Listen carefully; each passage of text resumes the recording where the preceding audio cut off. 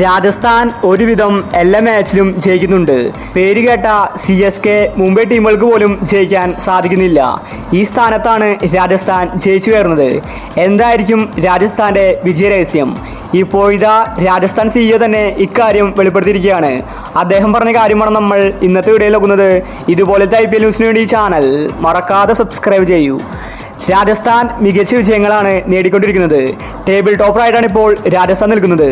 സഞ്ജു 2 കൽപ്പിച്ചാണ് ഇപ്രാവശ്യം വന്നിരിക്കുന്നത്. ഇപ്പോഴിതാ രാജസ്ഥാൻ CEO അക്കാര്യം വെളിപ്പെടുത്തിയിരിക്കുകയാണ്.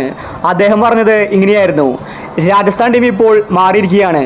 അതിന് ഒരു കാരണമേ ഉള്ളൂ, അത് സഞ്ജുവാണ്. സഞ്ജുവിനെ ക്യാപ്റ്റനാക്കിയ ശേഷം രാജസ്ഥാൻ ടീമിന്റെ ഗ്രാഫ് കുത്തനെ കുതിച്ചിരിക്കുകയാണ്.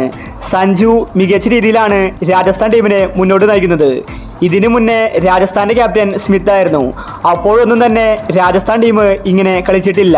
എന്നാൽ സഞ്ജുവിനെ ക്യാപ്റ്റനാക്കിയ ശേഷം രാജസ്ഥാൻ ടീമിലെ താരങ്ങൾ മികച്ച രീതിയിൽ കളിക്കുന്നുണ്ട്. അതിൽ ക്രെഡിറ്റ് കൊടുക്കേണ്ടത് സഞ്ജുവിനാണ്. അവൻ ഓരോ താരങ്ങളോടും അങ്ങനെയാണ് പെരുമാറുന്നത്.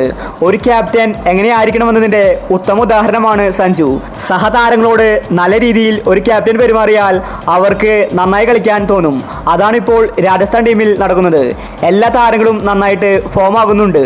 സഞ്ജു എന്ന ക്യാപ്റ്റനെ കിട്ടിയത് ഞങ്ങളുടെ ഭാഗ്യമാണ്. ഒരു 5-6 വർഷം സഞ്ജു തന്നെയായിരിക്കും രാജസ്ഥാന്റെ ക്യാപ്റ്റൻ. അവനിൽ ഞങ്ങൾക്ക് വിശ്വാസമുണ്ട്. ഇനി രാജസ്ഥാനെ ഒരു കപ്പ് നേടിക്കൊടുക്കണമെങ്കിൽ അതിന് സഞ്ജു തന്നെ വേണം. രാജസ്ഥാൻ ഇപ്രാവശ്യം കപ്പ് നേടുമെന്ന വിശ്വാസം എനിക്കുണ്ടെന്ന് രാജസ്ഥാൻ CEO വ്യക്തമാക്കി. എല്ലാവരും ഒരേ സ്വരത്തിൽ പറയുന്നു സഞ്ജു സാംസൺ.